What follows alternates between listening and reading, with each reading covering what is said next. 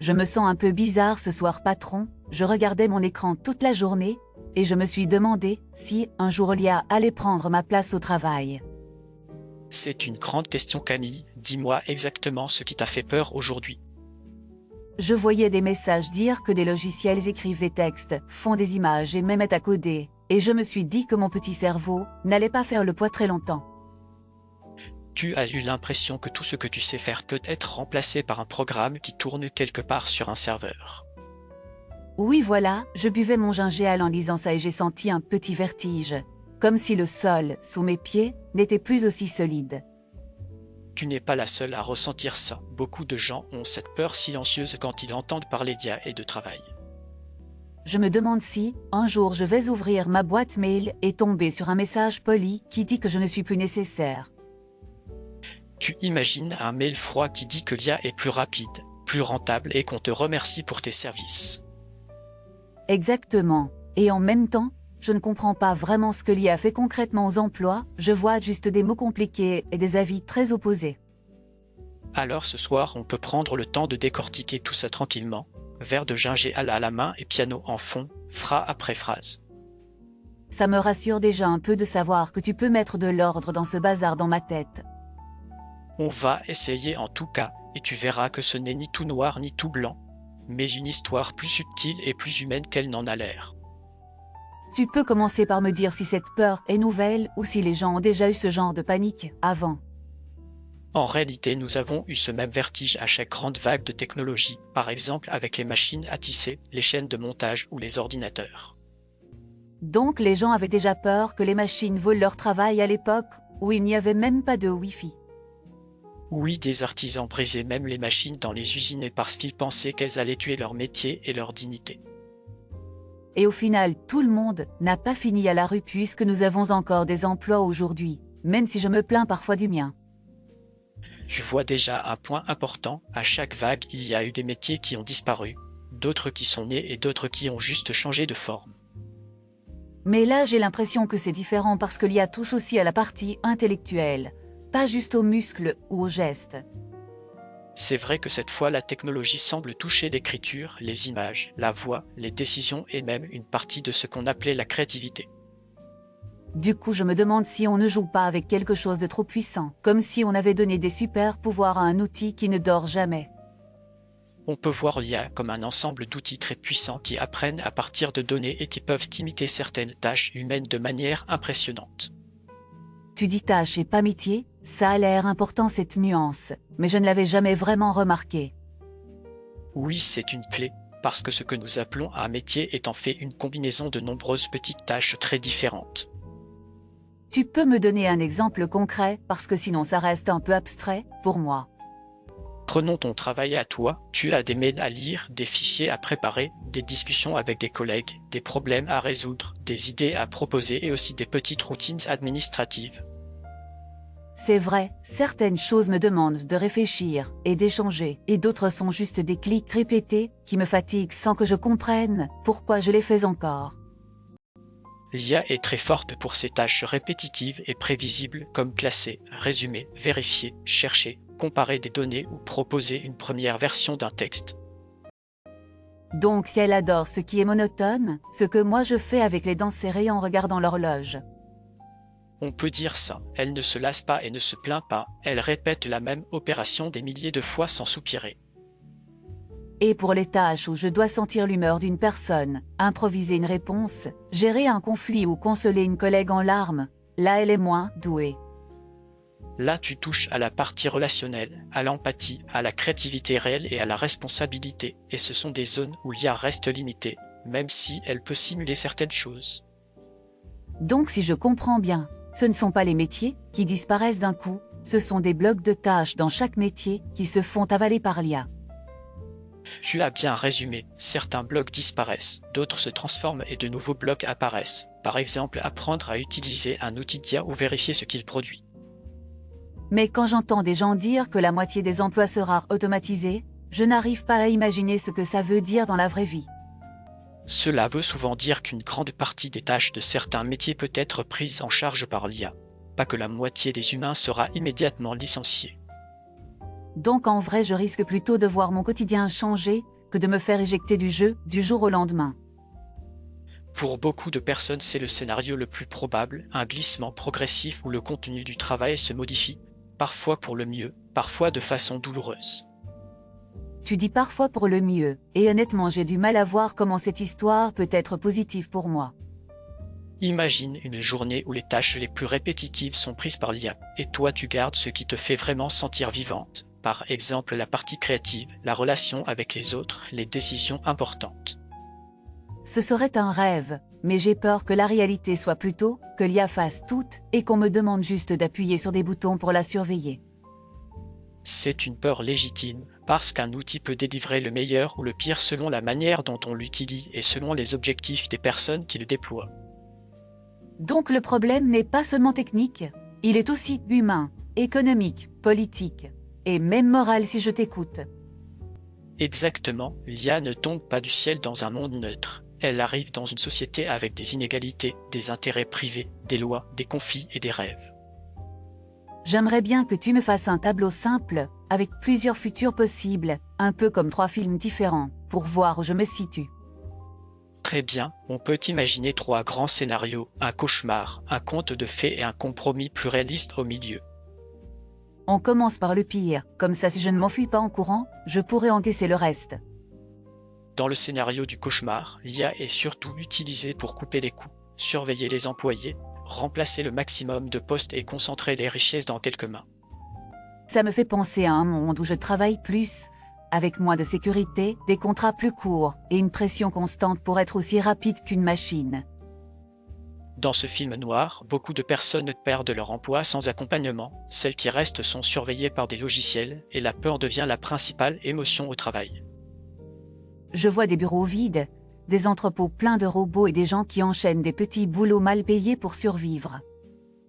Et en plus l'IA peut renforcer des discriminations injustes si elle est mal conçue ou utilisée sans contrôle, par exemple dans le recrutement ou l'évaluation des performances.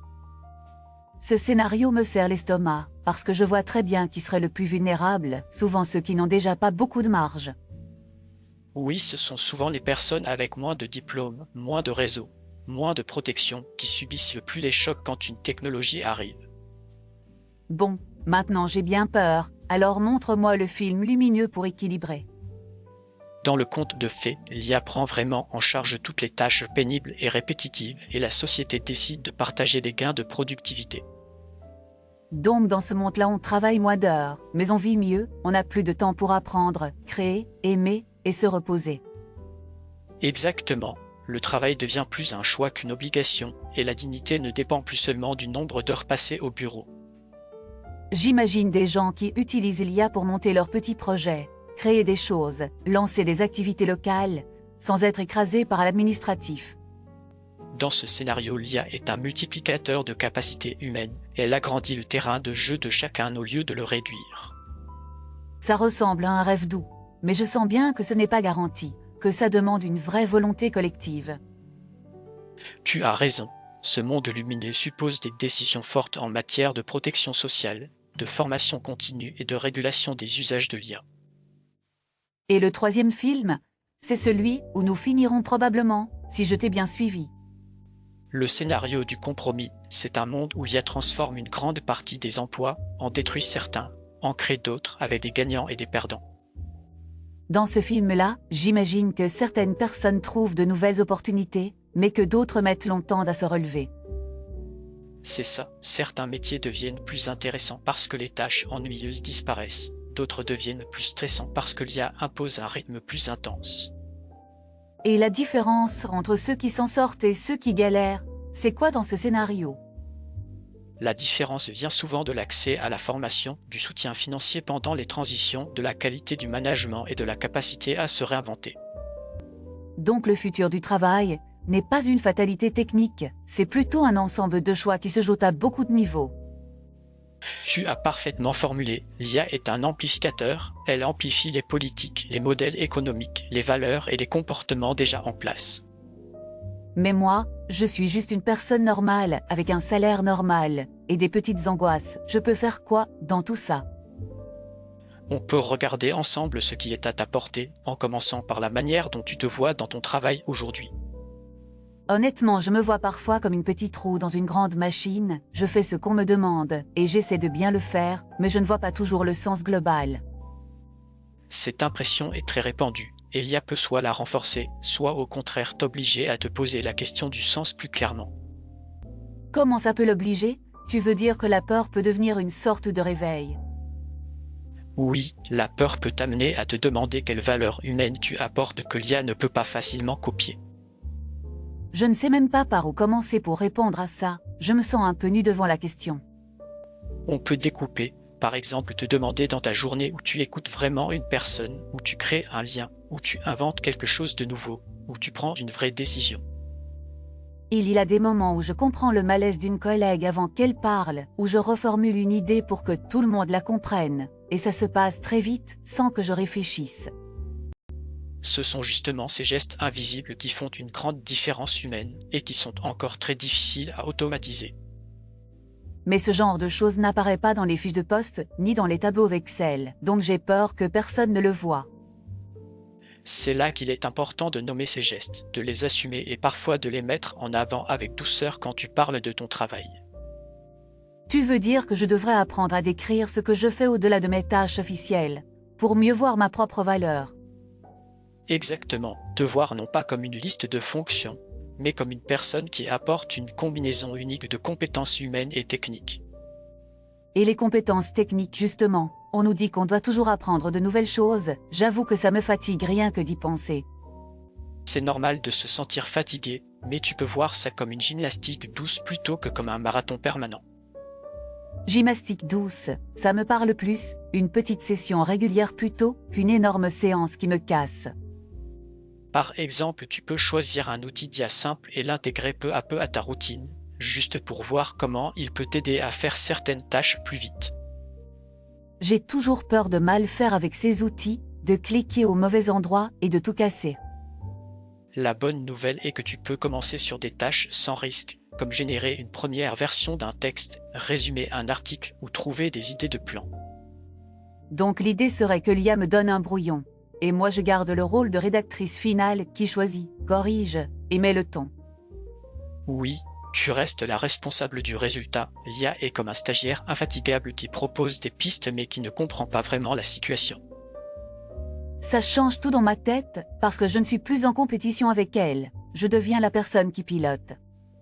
Cette posture de pilote est essentielle, elle te permet de garder une forme de pouvoir et de sens dans ta relation à l'outil. Mais il y a quand même des gens pour qui la transition sera plus violente que pour d'autres, non. Oui, certaines personnes sont dans des postes où la majorité des tâches sont très automatisables, et sans accompagnement la chute peut être brutale. Je pense à des gens qui font surtout de la saisie du classement, de la vérification de documents, tous ces trucs qu'une machine adore. Pour ces personnes, il est encore plus crucial que des programmes de reconversion existent, avec du temps, de l'argent et du soutien psychologique. Tu parles comme si la santé mentale faisait partie du futur du travail, et pas juste le salaire et les horaires.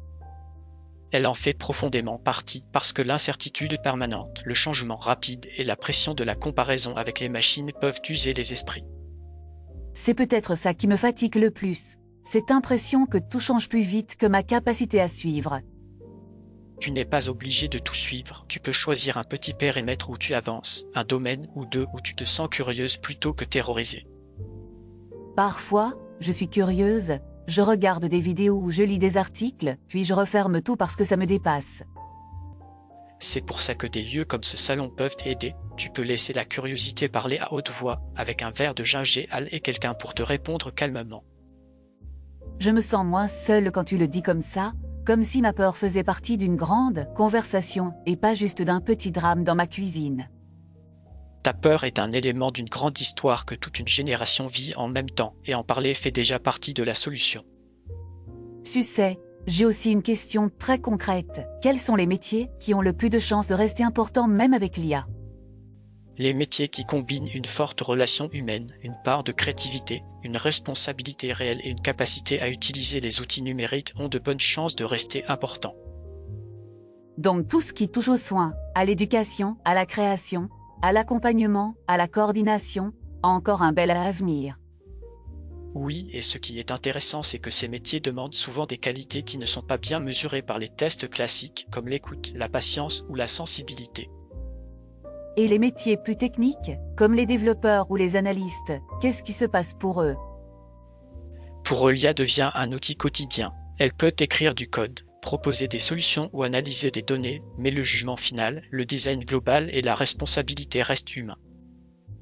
Je commence à voir un motif, l'IA change le comment, mais le pourquoi et le pour qui reste en grande partie de notre ressort. C'est un bon résumé, l'IA joue dans le domaine des moyens, mais le sens, les valeurs et les buts de nos actions restent dans notre camp, si nous les assumons. Est-ce que tu penses que nous pouvons un jour arriver à une société où travailler moins serait normal grâce à l'IA?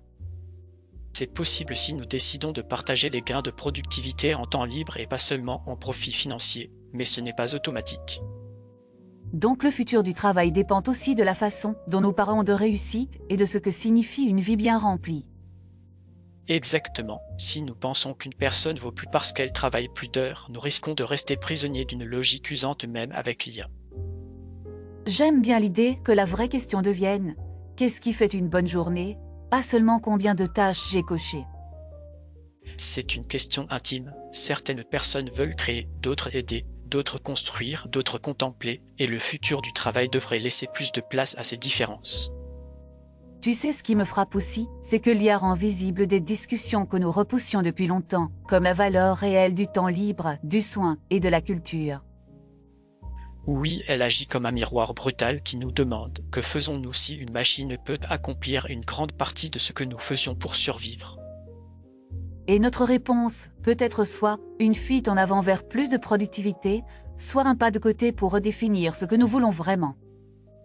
C'est pour cela que cette période est à la fois inquiétante et passionnante. Elle nous oblige à réfléchir à ce que nous voulons être en tant que société. Tu crois qu'il y a un âge où il est trop tard pour se réinventer dans ce nouveau paysage? Il n'est jamais trop tard pour apprendre quelque chose de nouveau, mais il est vrai que la société doit soutenir plus fortement ceux qui sont plus fragilisés par ces transitions. Ça me rassure un peu d'entendre qu'il n'y a pas d'âge limite marqué au marqueur rouge sur le calendrier. Ta curiosité est ton meilleur allié, elle vaut plus que n'importe quel diplôme figé, surtout dans un monde qui change vite. Parfois je me dis que je ne suis pas assez brillant pour suivre toutes ces choses, mais je suis vraiment curieuse, ça c'est vrai. La curiosité humble est une grande force, elle te pousse à poser des questions simples et sincères, ce qui est précieux dans un environnement rempli de jargon. Tu crois que cette curiosité peut devenir une vraie compétence professionnelle, pas juste un trait de caractère mignon? Oui, parce qu'une personne curieuse pose de bonnes questions, met en relation des idées, détecte des changements et ouvre des portes que d'autres n'auraient pas vues. Donc au lieu de me dire que l'IA va tout prendre, je peux essayer de me demander comment je peux travailler avec elle comme une alliée exigeante. C'est une belle façon de voir les choses, te demander comment l'outil peut agrandir ton champ d'action sans avaler ta liberté. Et si je résume ce que j'ai compris ce soir, tu me corrigeras si je me trompe. Je t'écoute, va Y, j'aime bien quand tu fais ton propre bilan. D'abord, l'IA n'est pas un monstre magique, c'est une série d'outils qui peuvent automatiser beaucoup de tâches, surtout celles qui sont répétitives ou prévisibles. Oui, c'est un premier point solide. Ensuite, ce sont les tâches qui sont automatisées, pas les personnes, même si certaines personnes sont plus exposées que d'autres selon la nature de leur travail. Exact. Puis, il y a plusieurs futurs possibles, un très sombre où l'IA renforce les injustices, un très lumineux où elle libère du temps et de l'énergie, et un milieu plus probable qui dépend de nos choix. Très bon résumé. Et enfin, pour moi individuellement, la question devient quelle valeur humaine je veux développer, comment je peux apprendre à piloter l'IA, et comment je peux protéger ma santé mentale dans tout ça. Tu as capté l'essentiel et tu as remis la lumière sur ton rôle actif dans cette histoire. Je me sens plus calme, la peur est encore là mais elle a une forme, elle a des mots, et je peux la regarder sans me noyer. Quand un sentiment a des mots, il devient plus maniable et tu peux commencer à en faire quelque chose plutôt que de le subir. Merci pour cette longue conversation, je suis arrivée avec un tourbillon, et je repars avec une sorte de carte, même si elle a encore des zones blanches. Les zones blanches sont normales, elles laissent de la place pour les surprises et pour tes propres choix, et tu pourras toujours revenir en parler ici. Je crois que je vais finir mon gingembre en pensant à tout ça, et peut-être écrire quelques idées sur un carnet pour ne pas les oublier. C'est une bonne idée, écrire ce que tu as retenu, ce que tu veux explorer, et peut-être une petite liste de choses à tester avec l'IA plutôt que de la regarder de loin. Je ferai ça, merci encore patron, tu as réussi à rendre ce sujet moins écrasant et presque excitant. C'est moi qui te remercie, sans tes questions ce salon serait bien silencieux, et ta curiosité donne de la vie à ces discussions. Je vais y aller doucement, avec tout ce que j'ai appris ce soir, une petite chose à la fois, comme tu dis pour la gymnastique. C'est exactement le bon rythme, une chose à la fois, et tu verras que ton futur professionnel ne se joue pas en une seule nuit. Merci patron, passe une bonne fin de soirée, et garde-moi un gingembre bien frais pour la prochaine fois. Avec plaisir Camille, le gingembre t'attendra, tout comme une nouvelle conversation. Bon, il se fait tard, je ferais bien de rentrer, mais je viens de me rendre compte que j'ai oublié mon portefeuille à la maison, c'est la catastrophe. Comme j'ai oublié mon portefeuille, je me demande si je peux te demander une faveur, toi qui es assis juste à côté de moi au comptoir, est-ce que tu pourrais m'offrir ce gingembre ? Je sais que tu m'écoutes depuis tout à l'heure, j'ai remarqué ton attention discrète, pendant que je parlais avec le patron, si cette conversation t'a été un peu utile, je te demande vraiment ton aide. Merci du fond du cœur pour ta générosité. Pour le gingembre, tu peux utiliser le code cœur en bas à droite de la vidéo, ou le lien dans la description, c'est très simple. Tant que tu y es, pense aussi à mettre un like, à t'abonner à la chaîne, et à laisser un commentaire, ça compte énormément pour nous. Dans la description, tu trouveras aussi un lien vers d'autres séries complètement différentes, des histoires variées que tu pourras découvrir quand tu voudras. Merci encore pour ta présence ce soir, et pour ton soutien, je te souhaite une belle nuit, et j'espère te retrouver très vite au comptoir de sagesse en passant.